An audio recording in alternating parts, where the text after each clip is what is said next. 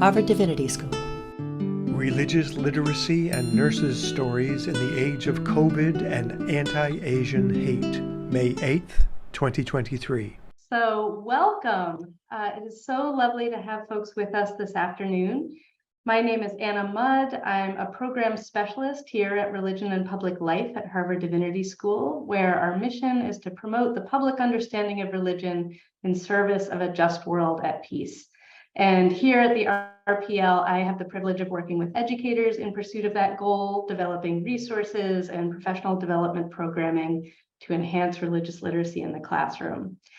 And it is my distinct privilege, honor, pleasure to welcome three guests with us this afternoon, scholars, educators, and students whose work has intersected in some really lovely and moving ways this past spring.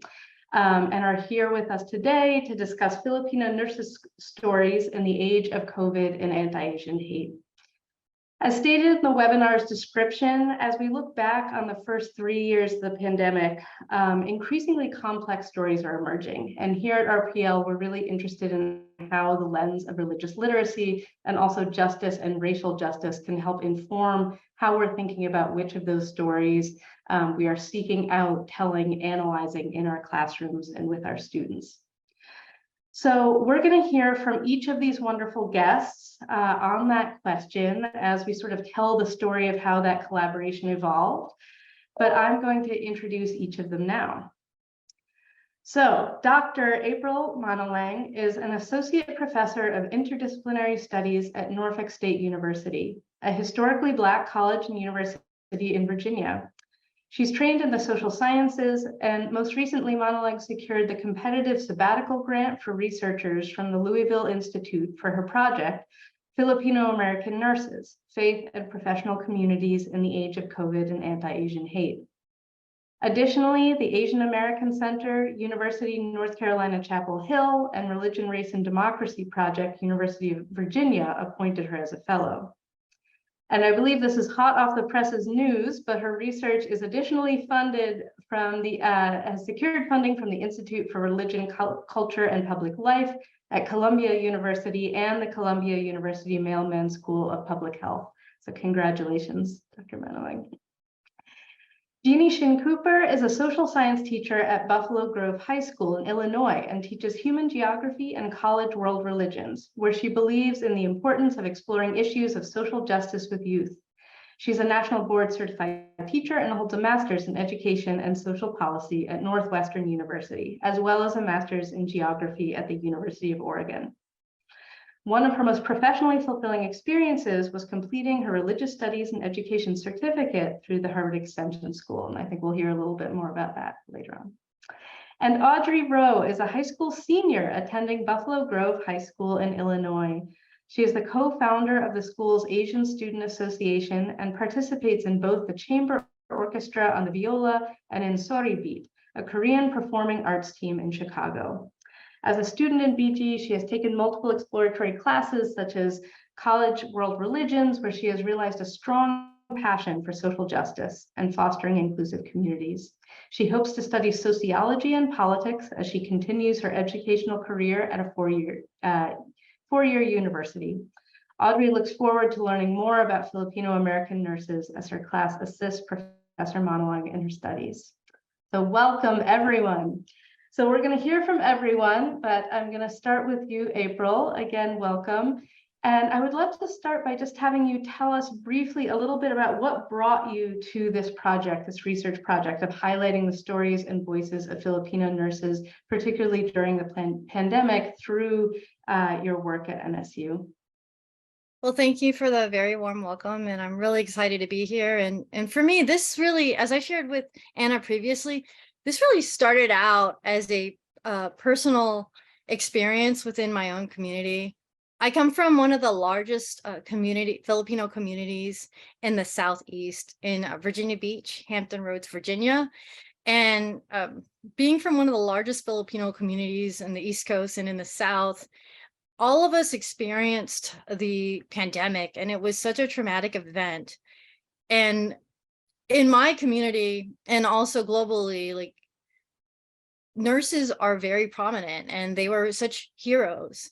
And I'm not sure if any of you were aware of it, or you may have heard it, but that like one out of 3 of the nurses that all died during the pandemic were of Filipino descent. And when I first heard that, I thought, well, maybe that's just an exaggeration, or maybe that's, I don't know. Maybe I was in denial because that was shocking for me to hear. But as I watched the news, I didn't really see much about it. I saw that it was factually documented, but I just didn't really see it being covered on the news much. And to this day, there's really not that much coverage. And so there was that going on.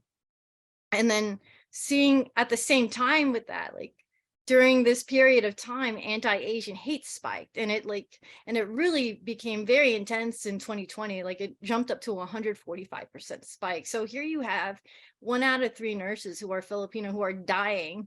And I'm personally witnessing it in my own community, feeling its very personal impact. And then at the same time, the anti-Asian hate.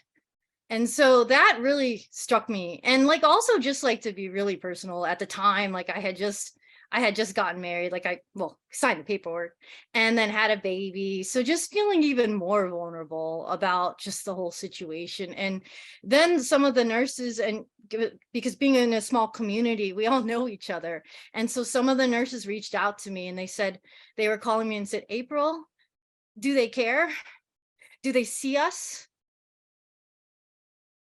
And it really struck me. And I said, well, what can I do to help? And they said, is there a way that you can make that happen? And I said, well, I'm not an expert in public health, but we can maybe share your stories. And that's how it started. And so since then, we've been conducting in-depth interviews in my hometown in Virginia Beach.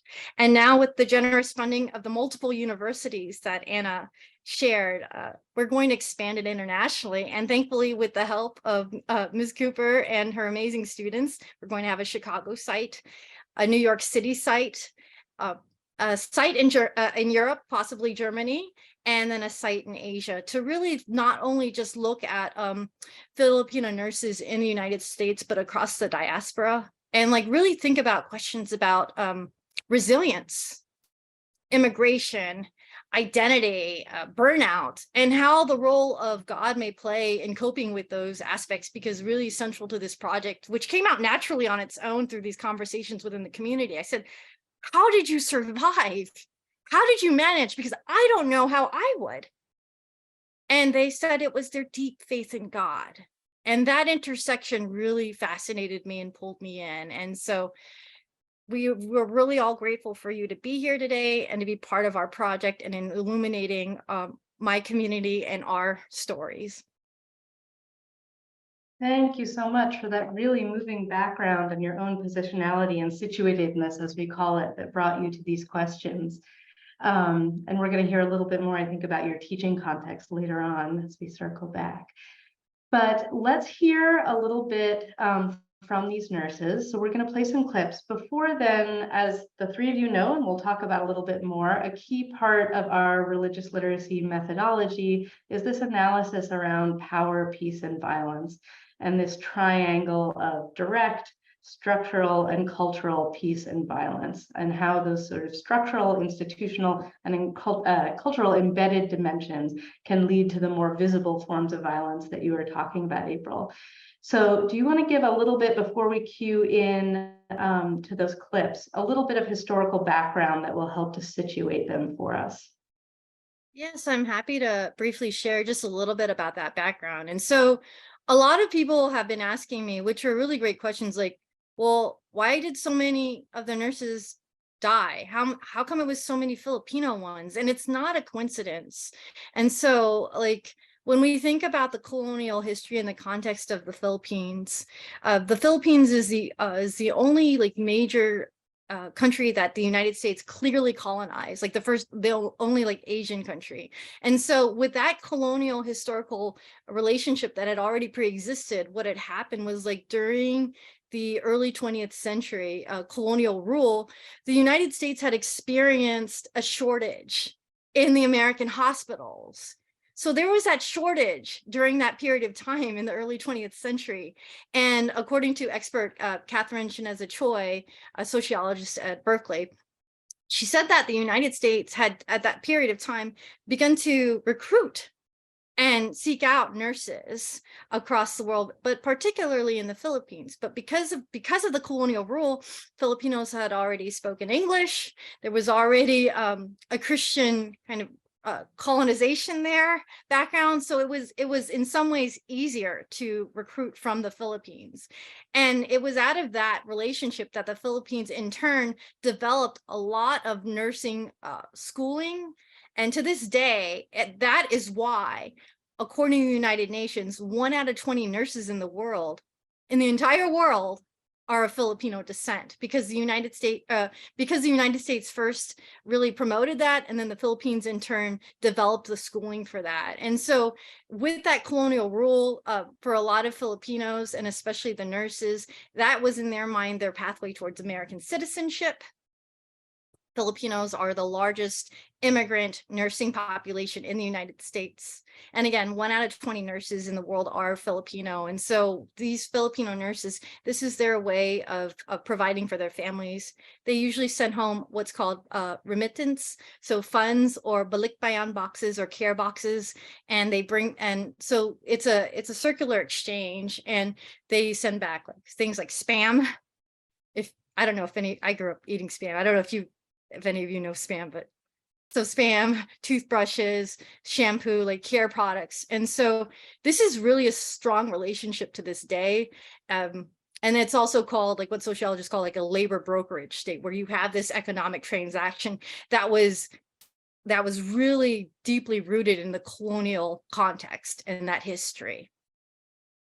And so, and the last piece I'd like to share with that is that there's this added layer of religion that really is part of that colonial context that doesn't really get discussed broadly in the scholarly literature, which is that because over 80% of Filipinos are Catholic, because of that former colonial rule with not only the United States, but previously much longer Spain, that a lot of the Filipinos, and even in the research today, report that they feel like their being a nurse is a calling from God, number one. And then number two, a lot of the nurses that I've interviewed have said that they feel like their American citizenship is a blessing from God.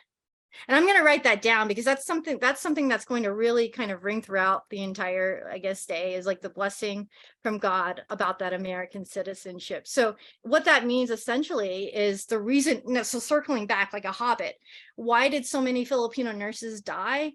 Well, there were more of them, number one, but number two, because my theory, at least based on my research, is because these Filipinos felt like their citizenship is a blessing from God. They felt like that if they complain, that they're being ungrateful. And because I asked them, did you complain? Did you let HR know that you're like the first one in and the last one out?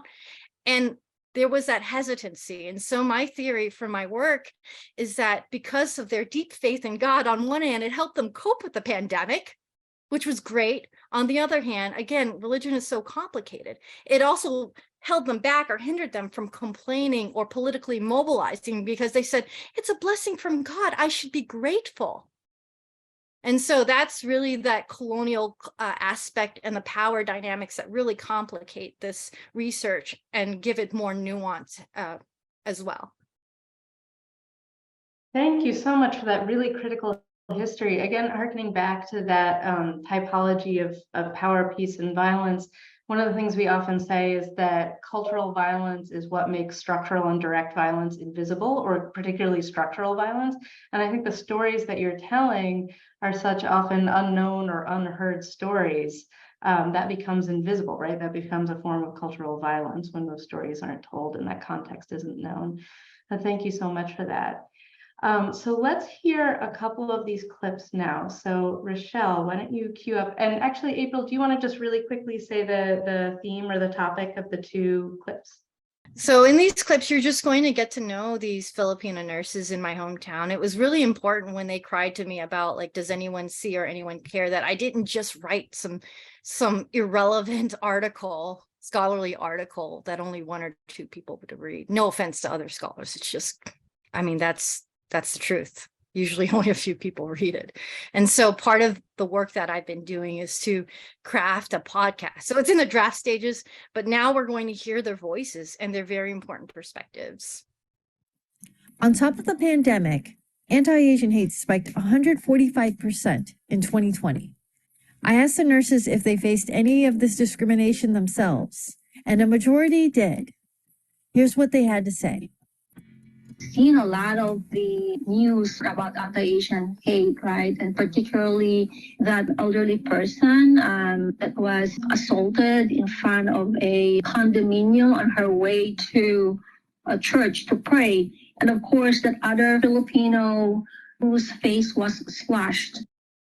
And actually, somebody got mugged and close to Philippines, a Filipina. It was around the Asian hate. And sometimes, like, is it because now that they don't know who you are, what you are, all they know is you're Asian. They don't know you're Filipino.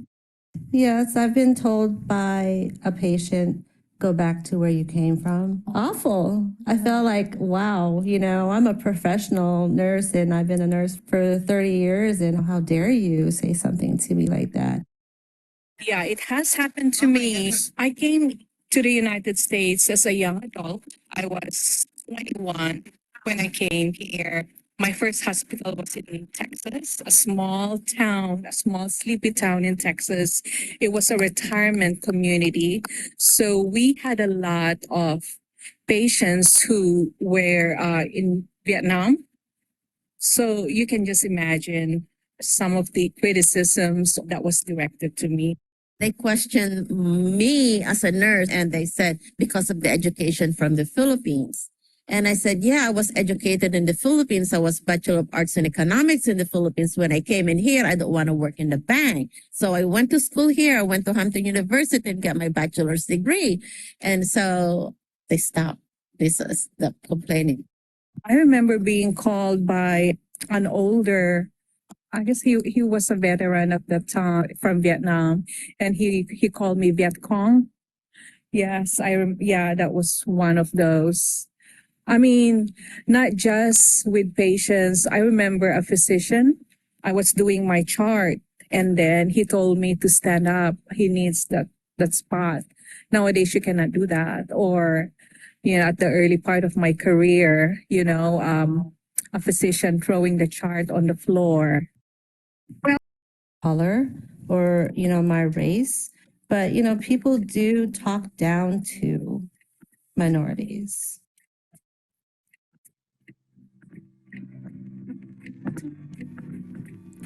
I couldn't help but be struck by these deeply moving and personal interviews.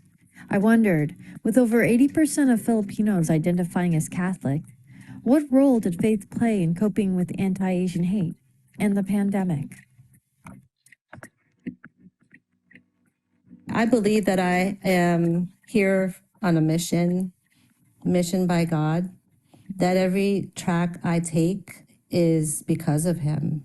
I think faith is central to everyone, at least for me, growing up in the Philippines, being raised as a Catholic.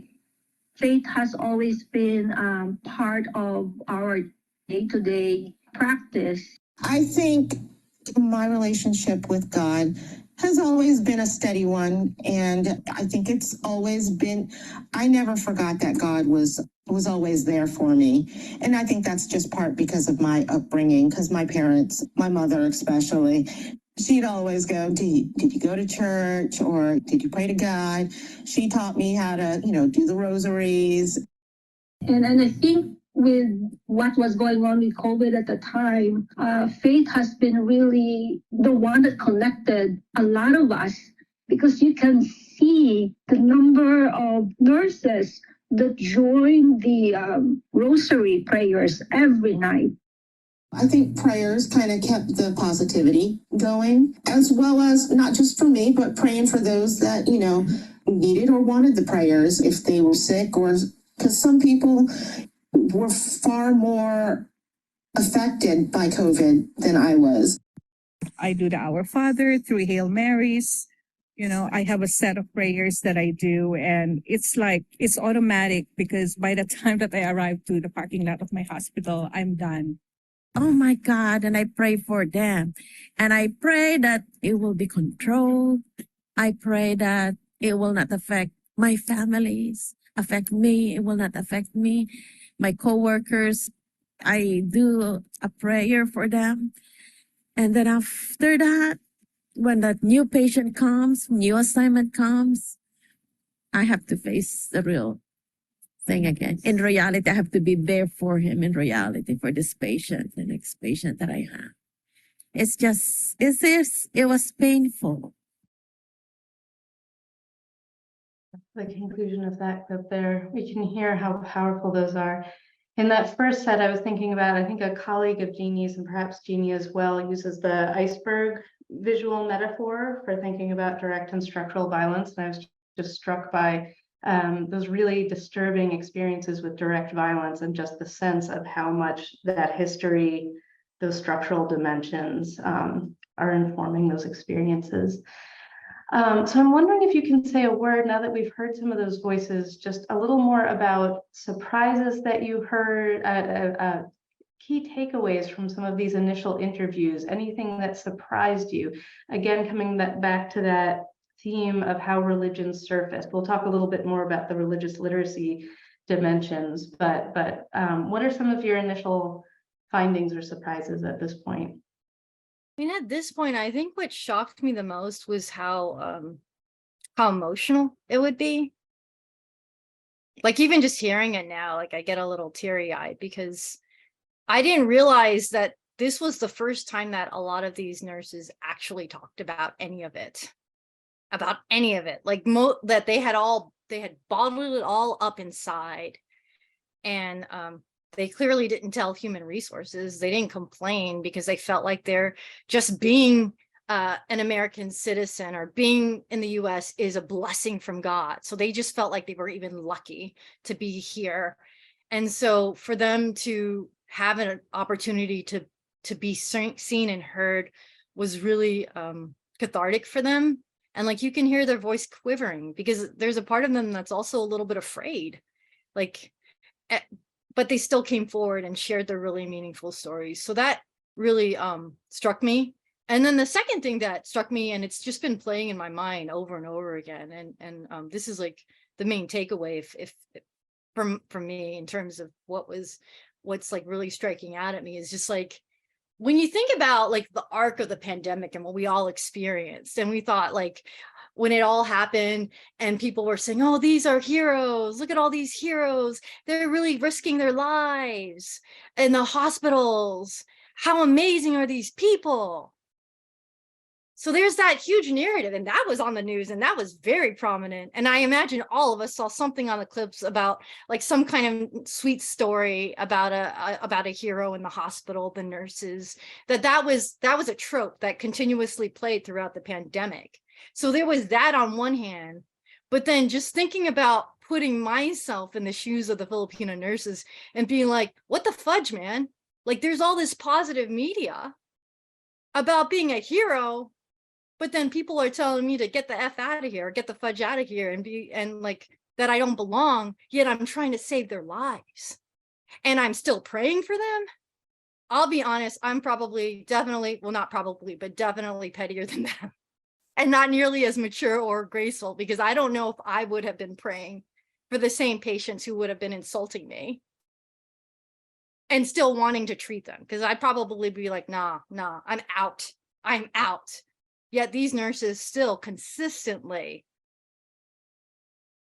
prayed for their patients. They consistently showed up to work and helped help people. And I admire their deep faith and their strength, because I'll be honest, I don't think if someone talked to me like that, I don't know, there might have been a fight. So that's the big takeaway for me. Like that the irony of being that trope of the hero being shared on the media, and then their lived experience being very different. And that's the reality for them. So I hope that makes sense. Absolutely, such a critical point. And as we've talked about, we're increasingly at RPL, especially in our work with educators, talking about this notion of deep story and these embedded narratives that often have religious dimensions.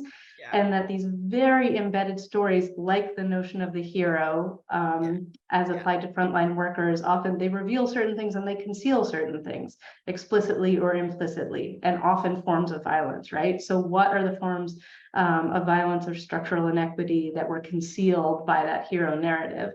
And I think the overall story that you're showing and these very critical voices, individual stories, are really serving to complexify one of those initial narratives that was so prominent in the early days of the pandemic.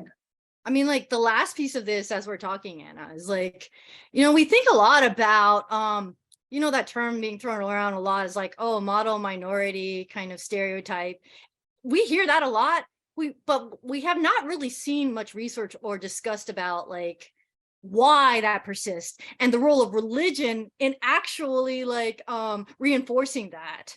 And this is a case study that shows that religion has very ambivalent effects. On one hand, it really helped these Filipino nurses cope, and they prayed to God, and they felt a deep sense of security with God and among their group to pray to God together.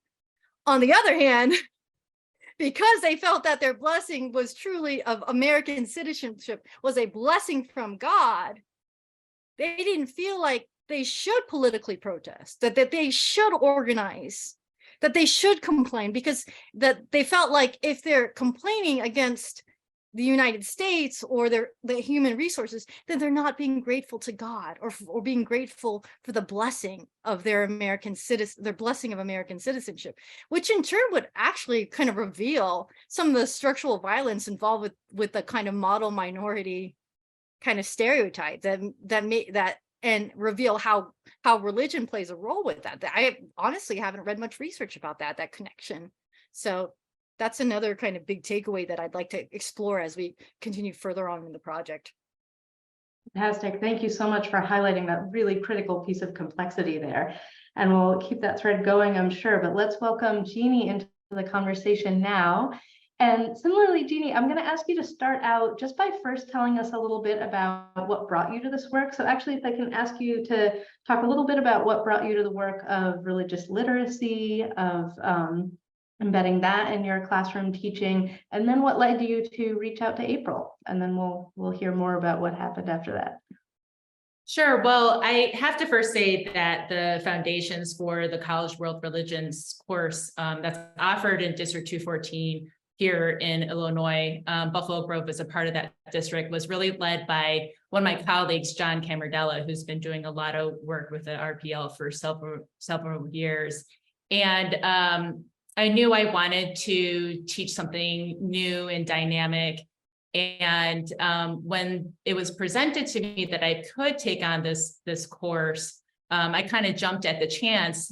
However, it required me to get a certificate in religious studies through the Harvard Extension School, which at the time I was a little reluctant to start a whole new graduate program because I felt like I had already done a ton of years of schooling. But it was one of the best programs I have done in my like educational career, because I learned so much. Some of the things that you've mentioned, Anna, the just the structure of Galtung, the idea of these narratives, these hidden narratives. Galtung, I mean, I use it in my College World Religions class, but I use it in all my classes, all the way from my sheltered course for human geo and also with my AP human geography students. I just feel like it's such a valuable tool to have my students understand inequities. So anyway, I was in a focus group with Professor Manalang, just doing some work for the RPL. And although I didn't understand the entire scope of her work, in her voice, I heard that she was trying to disrupt narratives and promote that internal diversity within religion.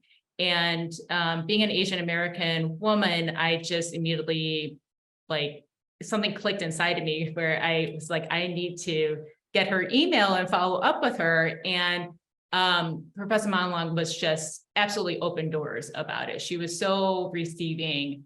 And I eventually asked her to be a guest speaker in my world religions class. I'm sort of at the point in my career where if I hear anybody kind of like say something that sparks interest, I'm like, okay, can I have your email and will you be a guest speaker now?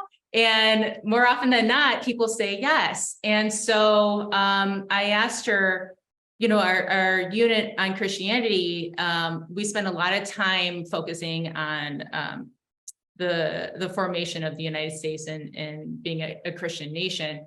But within that, you know, I wanted my students to be exposed to internal diversity with Christianity and sort of like understand how religion is culturally embedded, like everything that Professor Manalang was talking about, the intersection of religion with colonialism, with history, with immigration, with the workplace, with COVID. I mean, all of that just shows how religion can be so embedded. And then having my students sort of understand how to break down and like see all the layers that, again, like you mentioned, may not be at the surface level. Fantastic. Thank you so much for that. And I know there's been multiple dimensions for this partnership. So I'll ask you both to talk a little bit more about that. But Professor Manalang, maybe I'll ask you to add on there. And I wanted to say in some of our initial conversations together, a theme I noted that kept coming up between the two of you is we can tell different stories, not only amongst this sort of these really critical historical narratives, the sort of internal diversity that Jeanne was talking about, but even amongst the conversations that were happening with students. So Professor Manalang, maybe you can say a little bit about your experience connecting with Jeanne, talking to these students, and some of those other different or disruptive narratives that came up. When Jeanne reached out to me, I was just so enthralled, and it's truly an honor and a privilege to reach out and connect with her students. Like, they're amazing, and she's a phenomenal teacher. And just to see how much they care about social justice and bringing marginalized voices to the center, and how they can engage in social justice through research. And because they said, as soon as they heard the story about the Filipino nurses, they said, how can we help? What can we do? And I said, well, let's continue to uplift their voices. Can you, or are you interested in uplifting their voices and doing interviews where you are in your hometown, in your area? And miraculously, they said yes. And so we're working on that now and very actively. I mean, we just had the ethical training this morning and went over the interview guide, the consent forms. And so it's just very exciting to see the students so deeply invested. And it was really neat, like just during the session, just to be able to have a conversation with some of them, because they shared that they really didn't learn much about Asian Americans growing up or within their community, or that just wasn't something that was discussed. So just to hear that someone out there in the world was studying a local community and that it mattered, and it was a personal connection first, that I think that really excited them. And so everyone's excited, they're excited, I'm excited, and we're going to launch this in Chicago this month, and it's with Jeanne's amazing leadership. And so that's just been so inspirational. And then the second thing for me is just like, I don't know, it just sounds kind of cheesy, but like we were talking about, like with Anna too, just like how when we were all growing up, we didn't really see that much like diversity. Thinking about, like, I guess the stereotype of professor, and how when they saw me, they looked surprised, I think. And it was cool because it's like disrupting the narrative of how a professor dresses and looks and acts, and that I can be me and do me and still do the meaningful research that matters the most, that's connected to my local community and the local knowledges that we can produce, and that's meaningful. And so being the first in my family to go to college, coming from parents who were plantation worker farmers back in the Philippines, first generation college graduate, and so forth, like some of these students can personally identify with that. And I think it was really cool that I felt like I could see myself in them when they were younger, wishing that I knew somebody who was kind of out there and that I could be that somebody, I hope. Even though my mental age is a little low, like still, it was really cool to connect. And I just want to say it was all about the representation. And even for me, just thinking like I was a history major in school, but I never had an Asian history professor. And my students definitely saw themselves in you. About a third of my class is Asian. And April connected with one of my Filipina students, and her, like, she is so excited about this project because she feels represented in it. And I really have to say thank you to April for being so welcoming of my high school students, because I could easily imagine people in academia and professors, you are also busy with your own schedule, but like you literally carved time for my students in my class. You've Zoomed with us for 2 blocks now. You carved time out to make room for them to help you with this. So I think it's, I know you were commending me, but I am commending you, because that is really special and such a great gift for us. Well, and it's an honor and a privilege. And we both thank Anna, because without this Harvard program, we would have never been able to connect. And so it's just been such an amazing opportunity to grow intellectually, personally, and across community in ways that would not have been possible otherwise. Incredibly moving to hear. We often say that the most important thing we can do is just put educators in touch with one another, to connect with one another. You all have the brilliance. You all are the experts in your field, and just holding that space is the most valuable thing we can do so much of the time. Just a small note, April, that you mentioned, another disruption that I just wanted to note because it wasn't on my radar at all, was about a critical element of Jeanne's students now becoming involved in this public scholarship and interview project, was the concentration of research on the coasts of Asian American stories and the relative lack in the Midwest. Can you say a word about that? Yeah, so as somebody who has been like doing this work for like over the course of the past 20 years, I can only mention a handful that I'm aware of research that really explores Asian Americans in the Midwest. Most of the work generalizes from the experiences of the West Coast and then some on the East Coast. And that's because Berkeley is on the West Coast, and their ethnic studies department really like propelled a lot of that research on different ethnic communities on the West Coast. So you've got this like bicoastal phenomena where a lot of, just generally speaking, immigration studies are drawn from that experience, but we really don't know much, or as much as we should, about the Midwest. And so, Jeanne, again, I have to give it up to you. Like, thank you for the opportunity to work with your students and with you, because we're illuminating another dimension that just wasn't accessible before. So. So wonderful. And again, in part, such a fascinating dimension of this. And I mentioned it in part, we talk a lot about the critical component of recognizing ones what we call situatedness, positionality, and the partial perspective that affords.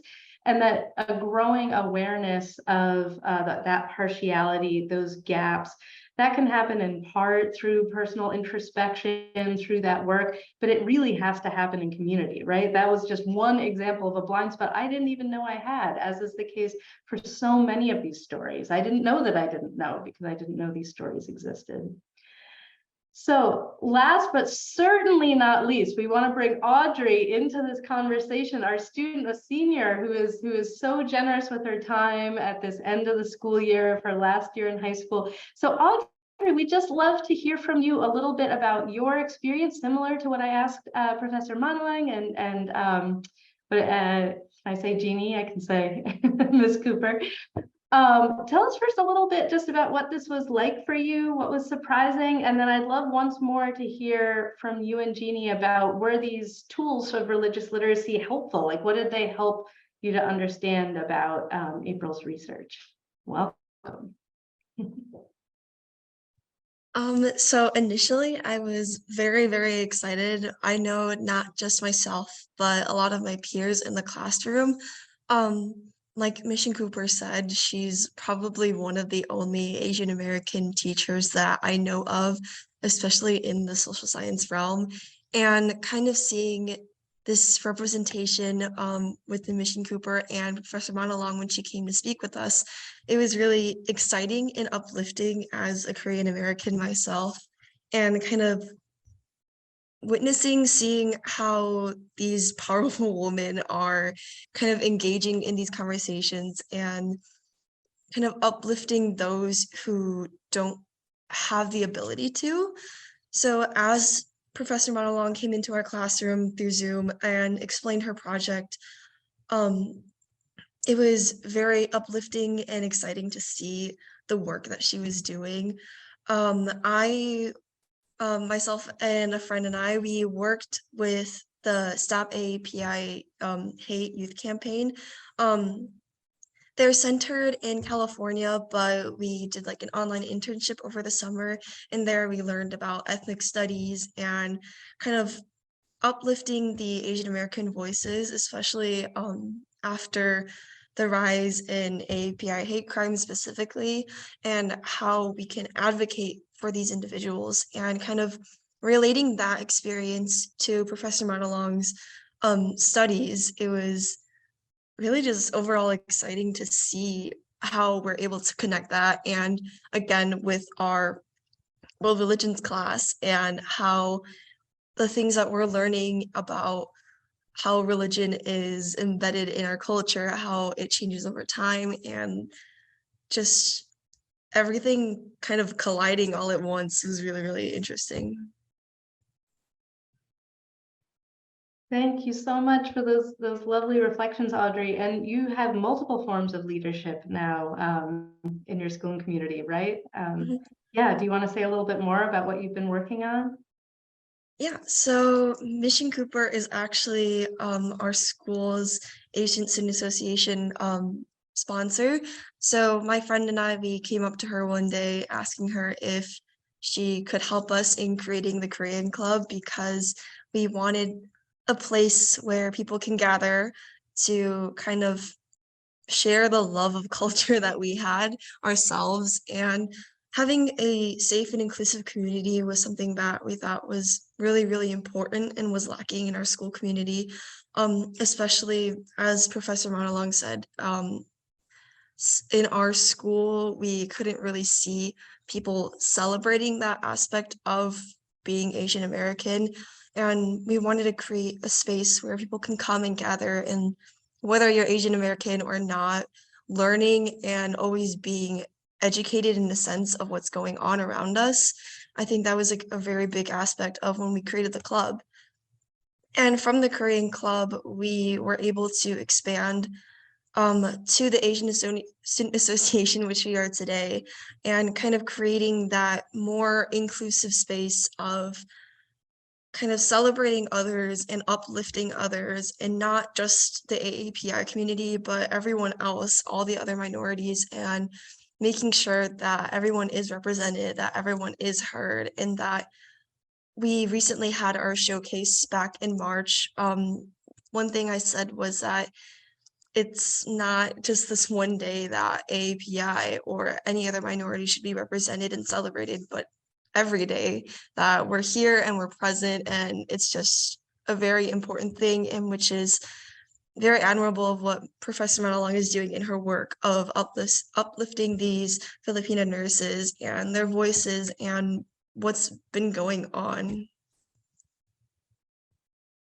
Well, thank you so much, Audrey, for your leadership, and congratulations. As you also know, and hopefully has been a theme, that the idea of really highlighting and showcasing the agency that all of us, and particularly young people, have is also so critical to the work that we're hoping to do. And it's incredibly moving to hear about you connecting so deeply with your own agency within your community and the leadership that you're showing.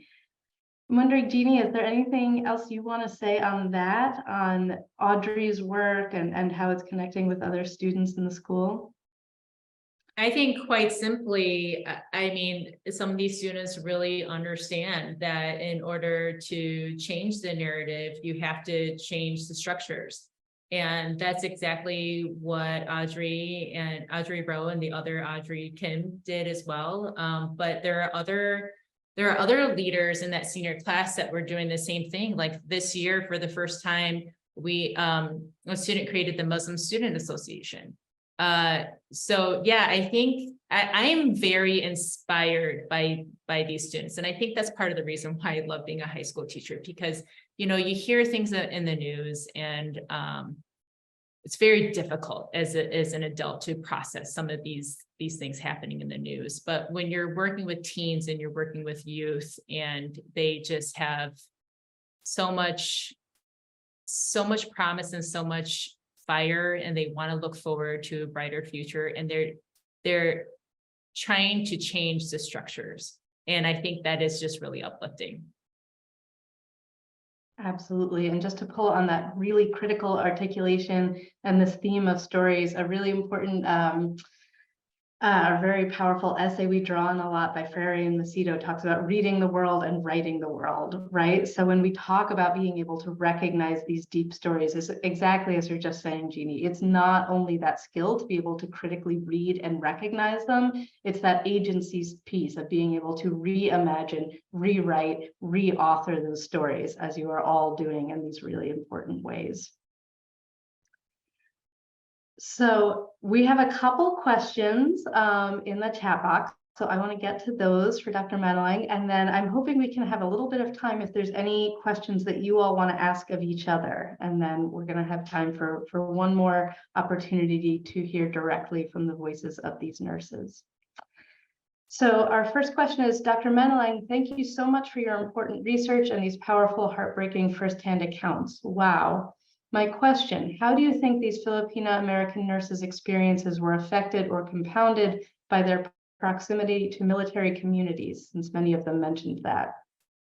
That's a great question. And so some of you might be aware that the largest naval base in the world is in Norfolk, Virginia, which is in my hometown, like in that area, Virginia Beach, Virginia, that's 15 minutes away. And so that colonial history is also, while I talk about the Filipino nurses, it also connects to the Filipino men. And so a large number of Filipino men came to the United States by way of the US Navy, which would include my dad. So before, after he was a plantation worker, he was able to pass a test and become part of the US Navy. And so that's also why we have one of the largest Filipino-American communities on the Southeast, is because of the naval base. And then also the co-occurring phenomena of the Filipino nurses who often marry each other. So that's really the reason why we have so many. And then in terms of the experiences, I mean, it just, to put it plainly, it really reverberated throughout our entire community. I mean, it just affected everyone. And then just on like a sociological level, like to put things in perspective, I can safely say that if you meet a Filipino in the United States, if they are not a nurse, then for sure they have a relative, whether a brother, sister, aunt, uncle, or someone in the family who is a nurse, and they might not even be in the United States. They might be in Israel or Japan or somewhere abroad, or even Italy. And so it really just not only affected our community deeply as a whole, but just like thinking about it transnationally. So not only were we worried about family within the United States, but like our transnational family members too. And so I would say it was like a double compounding factor. Thank you for that. Second question, in the testimonies, did any of the nurses mention why the use of their faith became constrained to survival in their workplace? Were they always unquestioning, or did it become that way? And how did that change happen, if it did? Ooh, that's a complicated question that's going to take some time to unpack. And I don't even know if I'll ever really be able to fully answer that.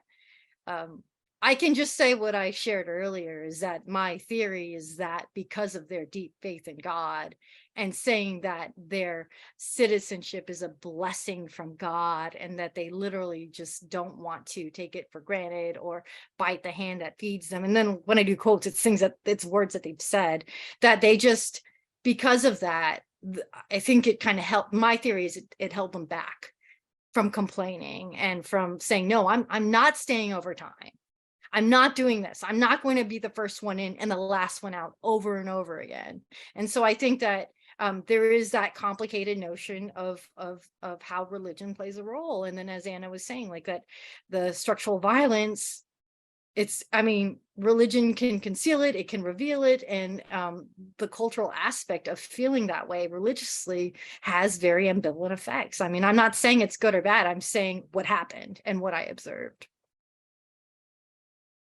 Yeah, that reminds me of as a key kind of intervention we often try and have is that there's a lot of discourse that's stuck in this binary conversation about, is religion a force for violence? Is religion a force for peace? And we say religion is a powerful force, right? It's not a binary. And that entering into that reality and asking the questions about what are the structural and contextual factors that lead that force to have both often simultaneously, right? Absolutely. Constructive and sometimes deeply critical impacts. It's critical. So thank you for highlighting that there.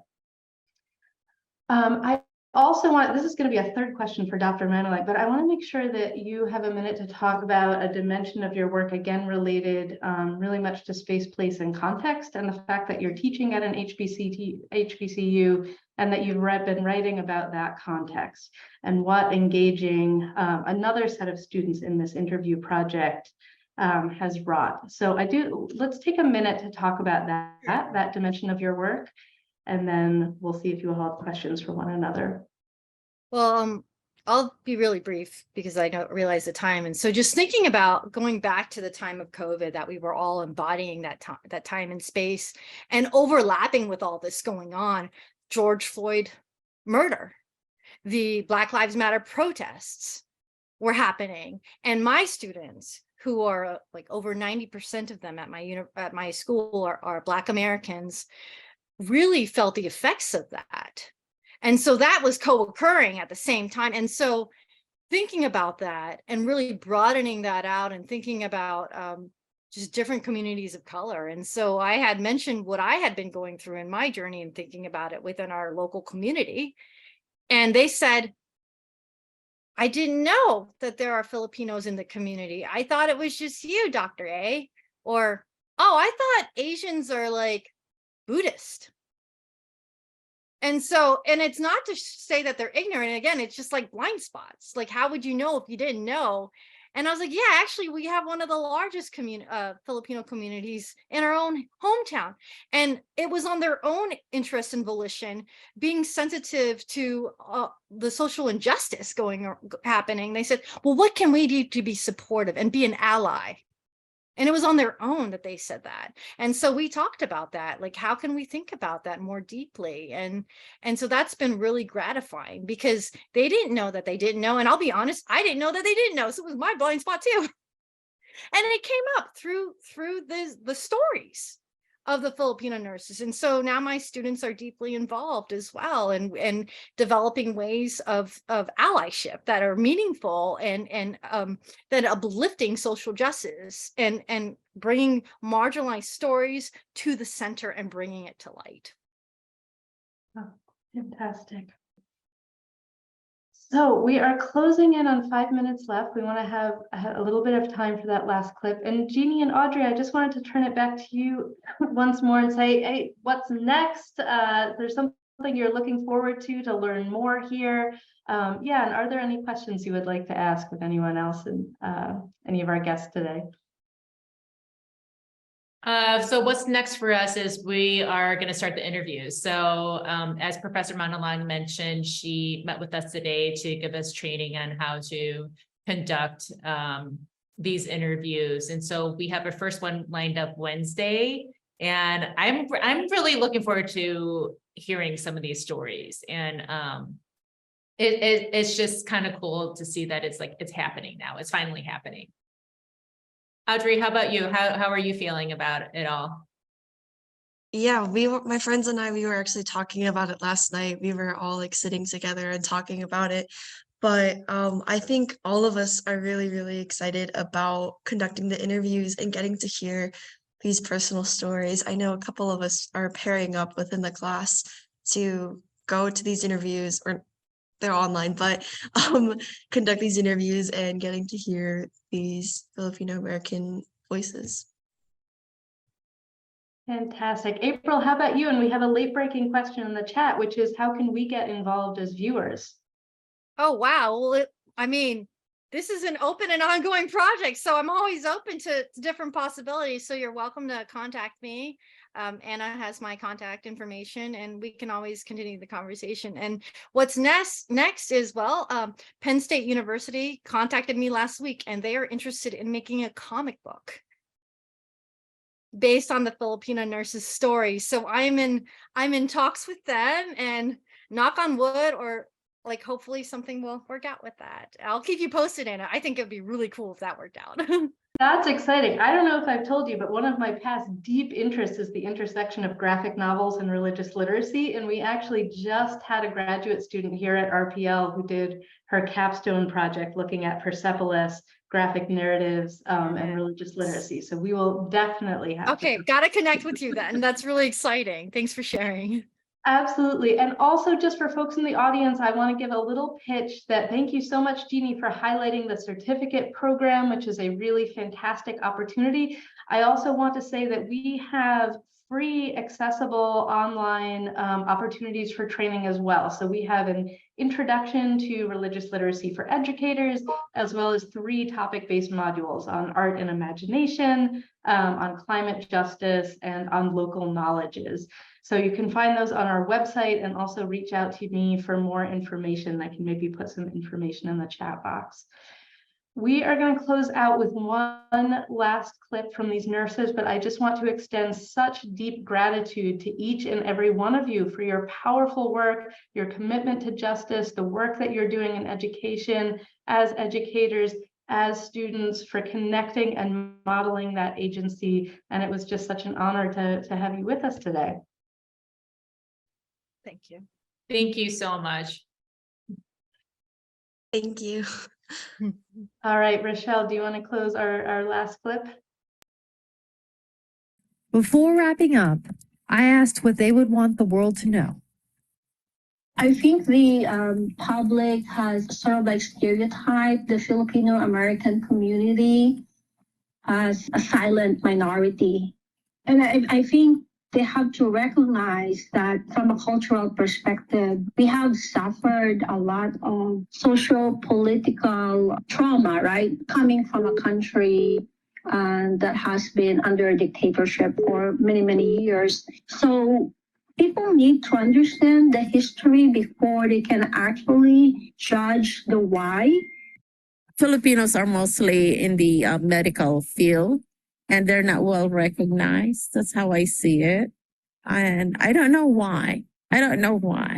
Everyone needs to know that we all exist as a community, and we're united no matter what color you are, no matter what your background is, no matter what your profession is, that we all have the same needs, and that our health is very important, and that it doesn't matter what race you are, that we're all here together, and that as a Filipino community, together we can make differences in people's lives. I hope that all the people out there understand that 4% of the nurses in the United States are Filipino-Americans. And out of the 4% of those Filipino nurses, 31% died of COVID, because we were in the front lines during the COVID pandemic and still are in the front line. So that is a sad statistic, because it just shows that we as Filipino-Americans are the ones out there ready to give it all, including our lives and whatever it takes to make sure that we are compassionate and caring towards the patients. And since those are the responsibilities that we're given, we take our profession very seriously. From our end, I think we can do more in trying to articulate who we are as a Filipino-American community and what we can do to promote empowerment within our own community. And that's what PNAA has been all about since its inception in 1979.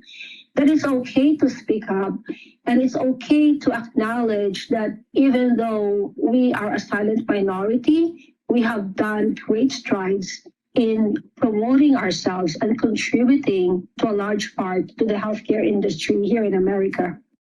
We are not seen as just workers, and we're not dispensable in a sense. We do our jobs. We do it to the best of our abilities. And I just would hope that people would take into account that we're here to help them. A lot of us as nurses, we do have caring hearts, and we also have families that we're taking care of as well. So I think grace and kindness go around for everybody. Usually, wherever you go. Thank you so much, everyone, for joining us today. Sponsor, Religion and Public Life. Copyright 2023, President and Fellows of Harvard College.